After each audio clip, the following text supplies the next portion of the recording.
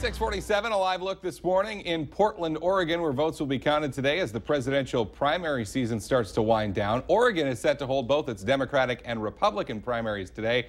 Democrats are also voting in Kentucky today. Hi again and good morning, everyone. Thanks for waking up with the Valley today. I'm Lisa Bedeau here with Kyle Bosch. It's now 12 minutes before 7 o'clock, and we're starting our nonstop news and weather to the top of the hour to help you plan your day. We start with breaking news for you this morning. A West Fargo man is facing drug charges after being arrested during an investigation into bullet holes found in a South Fargo apartment.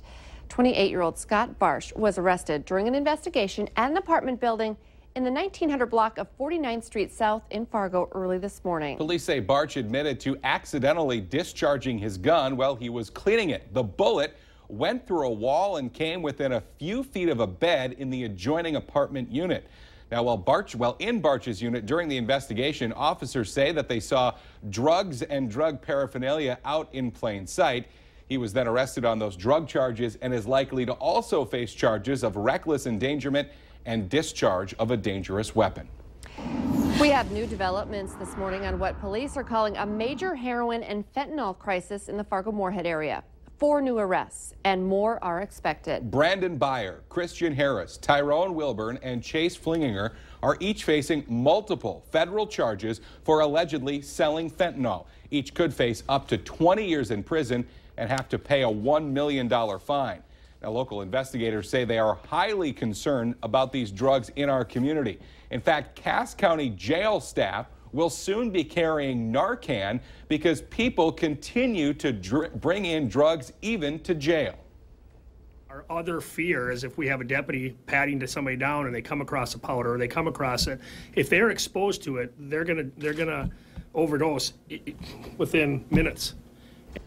Fargo police are redirecting 3 detectives to their narcotics unit to focus on developing drug investigations. In a developing story this morning on a South Fargo murder case, police are questioning a person of interest to determine whether he is a suspect. 22-year-old Landon Luigi is in custody in southern Minnesota. He was arrested yesterday on a parole violation.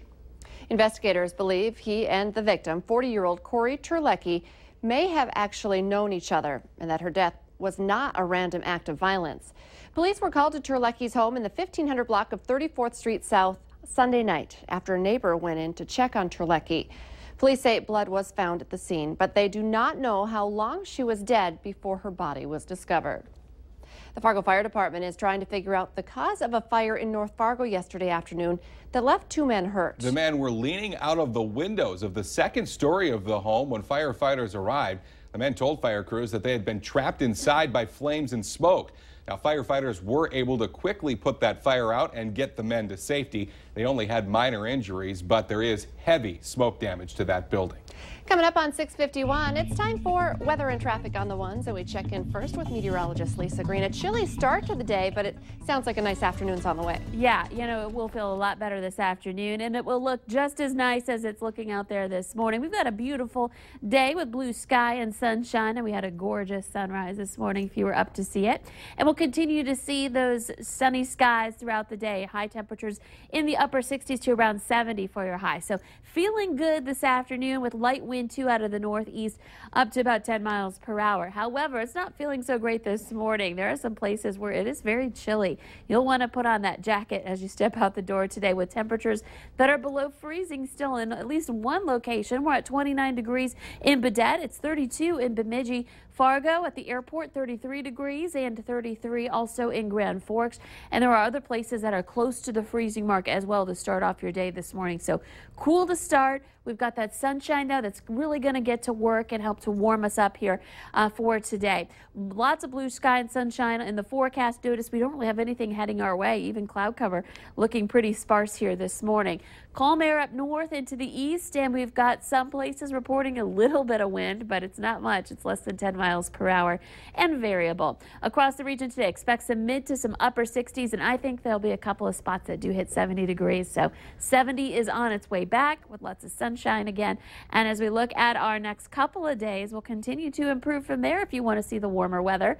We've got 75 rather for your day today, or set for your day Wednesday, And then as we look ahead toward Thursday, 78 degrees your high temperature. Looking ahead to the weekend, there's some slight chances for some rain. I think our best bet for seeing rain and thunderstorms will be Sunday night and into Monday, but can't rule out one or two as we move into the weekend. And look at these temperatures starting off this weekend with temperatures in the upper 50s to around 60 degrees, and we'll see highs around 80 for the next several days, even into Monday. So looking rather warm in the extended planner. Let's check in now with Al for an update on traffic. We're southbound on Interstate 29 this morning, Lisa, and quite a bit of traffic activity out here, both north and southbound. That's something that we told you about a little bit earlier this morning on southbound I-29 between Main and 13th Avenue. That thing has since moved on. Has good for everybody, good for the driver, and certainly good for those of you out on the commute this morning. Taking a look at I-94 traffic is also decidedly brisk. Going to need those sunglasses today. Drive carefully. Willamette Valley today traffic. Work on an overnight road construction project has just wrapped up, just in time for this morning's commute. Work on I-94 in Moorhead started around 8 last night, with traffic down to just one lane in each direction between 8th and 20th Streets. It's all part of that massive reconstruction project going on at the 8th Street interchange in Moorhead.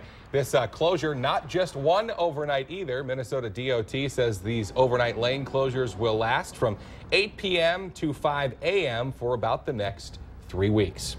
Traffic control volunteers and marathon participants are likely to be extra cautious in the next few days after a scare last night during the opening race for this weekend's event. A bicyclist was hit by an SUV at the intersection of 19th Avenue North and University right near the Fargo Dome about 8 last night. The woman, who's from Perham, was with hundreds of other cyclists on University Drive. Now, there were volunteers at intersections along the way to help with traffic control, but eyewitnesses tell us that it appears that driver may have gotten a little impatient before the crash happened. The extent of the victim's injuries are unknown. Now, Fargo police tell us this morning that the driver was not given a ticket. They say that he did have the right of the way and did not see the biker. One woman wants you to learn from her mistake when signing up for the Fargo Marathon. Kristen Warren and her boyfriend signed up for the race in 2014 and kept getting charged an extra $65. Warren says she was charged 3 different times by Active.com, the website the Fargo Marathon used for registration. The marathon committee says a lot of participants had the same problem, which caused the marathon to change websites this year. Active.com's website says you have to cancel the membership by the end of the 30-day trial. If you don't, you'll automatically be charged. The Moorhead City Council might not hire a temporary city manager after all. 5 council members voted yes to find and hire a temporary city manager, but there needed to be 6 votes to pass. Last night, council member Mike Hewlett spoke out at a special council meeting saying that the added salary, time to train that position, and the price to hire a consultant to find someone is unnecessary for an interim city manager position. Hewlett says that city staff will be fine until a full-time city manager is hired. Well, this is a week where we pay honor to those who have a crucial role in saving lives around the Valley. It's National Emergency Medical Services Week. And Valley Today's Christy Larson joins us live from North Fargo at the Sanford AirMed hangar with more on how you can say thank you. And it looks like you're an official member of the team there. Of course, I had to dress the part, you guys, and I did get to do a ride along in their helicopter. But as I'm standing here with Tim, we have the airplane behind us as well. And so you guys actually have 2 different units that you use to go out and help people. Right. The airplane is generally used for long distance transfers, and it's all weather. So when the weather's too bad to fly the helicopter, we'll fly the airplane. And we've talked about the collaborative effort that goes into running this helicopter and responding out there. And it really is. It's between the pilot, the nurse, and also the responder as well. That's right. It's a team effort every time. So everybody's got to be on the same page.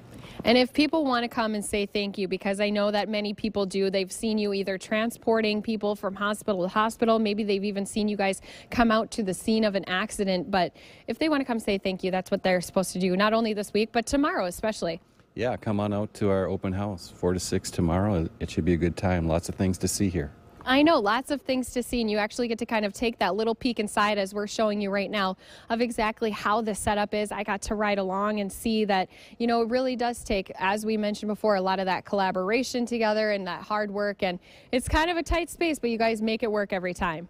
Yeah, it is, but it's fun. I bet you had a good time. I did have a good time. Like I said, I had to take a couple selfies up there in the helicopter, and as you guys can see, you know, I was riding along with 2 other responders, and we had the pilot up front, and I did well. I didn't have any sickness or illness happen, but again, it takes a lot of work to be one of these responders. So thank you for such a good week last week on that ride along, and thank you for your service. Thank you. It's fun. They are all business when they're up there, but you know, it's all right if Christy's taking a selfie or 2 up there. And like you said, it's a very cool job. I mean, a lot of strict qualifications and restrictions, but important, life-saving job that they have. Christy Larson reporting live. Thank you, Christy. Some people who live near a railroad crossing in Fargo that has been closed for almost a year now want to know when it will reopen. And they called our whistleblower hotline to see if we could get some answers. The crossing is between 1st and 3rd Avenues North on 19th Street in Fargo. Fargo transportation engineer Jeremy Gordon says BNSF is behind the closure. He says the rail company has had some trouble with the switch operating correctly. Now, BNSF did release a statement to us saying in part that the crossing is currently being worked on and that they've actually talked to the city about closing it because there's another crossing just a few feet away. They do not have a reopen date yet. Minnesota Governor Mark Dayton is pitching 2 transportation proposals before the legislature adjourns.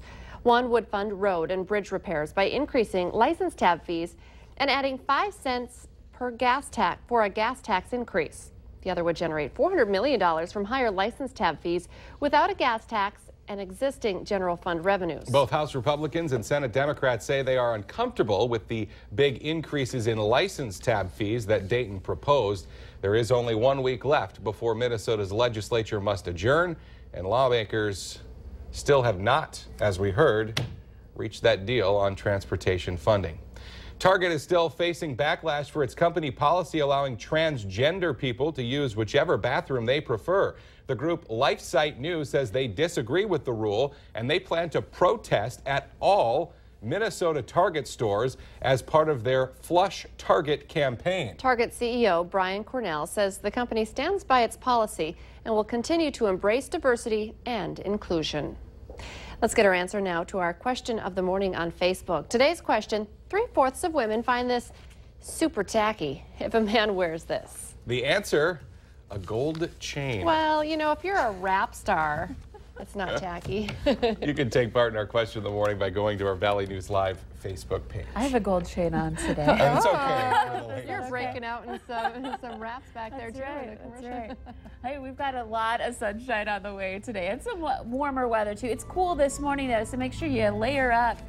You may not need that jacket later, though. We hit 70 again this afternoon. Now that I think of it, you need to add like a big medallion with some bling. There we go. A clock. LG.